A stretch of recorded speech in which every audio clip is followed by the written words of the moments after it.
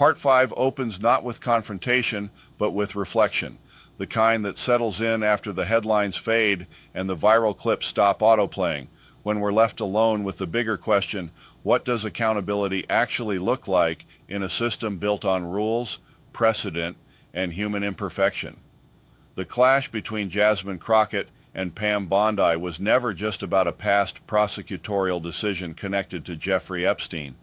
It was about something deeper, whether institutions can confront painful chapters without instinctively shielding themselves, whether power can be questioned without the questioner being dismissed as theatrical, and whether the presence of survivors in a room changes the moral temperature of every word spoken.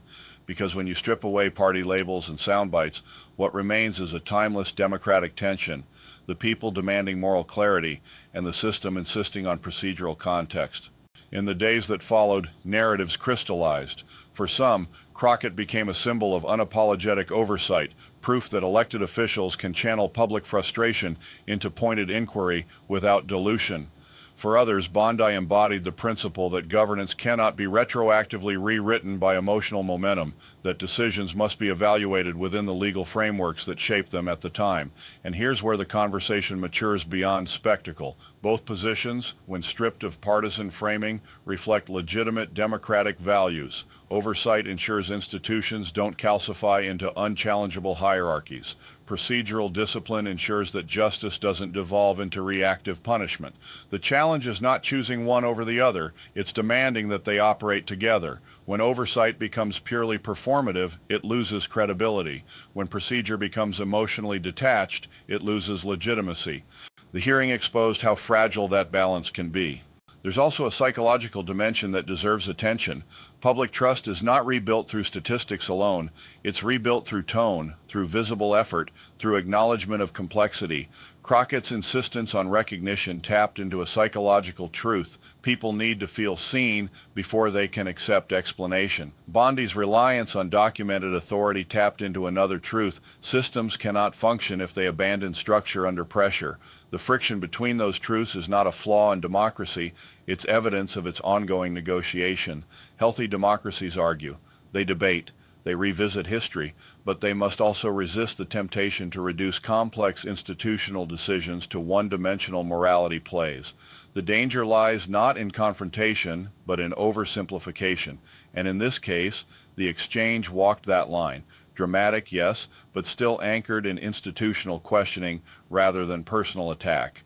Zooming out further, the Epstein scandal's continued presence in national discourse reveals something profound about collective memory.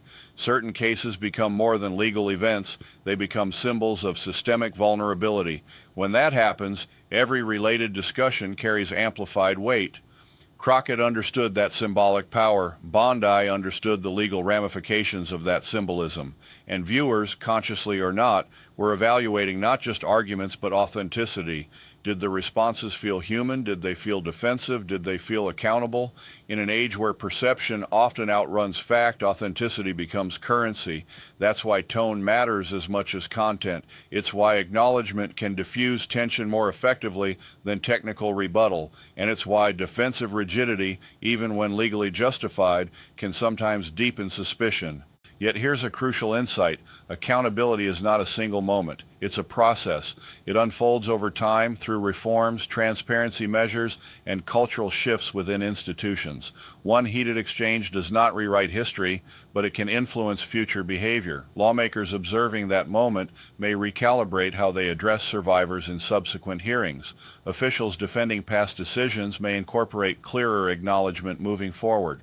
That's how institutional culture evolves, not through dramatic overhauls, but through incremental adjustments sparked by public scrutiny. If this confrontation leads to more transparent prosecutorial agreements, more survivor-centered communication, or more robust oversight frameworks, then its impact extends beyond optics. As we reach the final frame of this narrative, my personal view is this. Democracy demands both fire and foundation. Fire, the courage to challenge, to ask uncomfortable questions, to center voices that feel marginalized. Foundation, the discipline to uphold due process, to resist rewriting rules midstream, to protect structural integrity, even under emotional pressure. Crockett brought fire. Bondi defended foundation. The real test for our system is whether those forces can eventually align rather than collide. Because when fire burns without foundation, it destroys. When foundation stands without fire, it stagnates.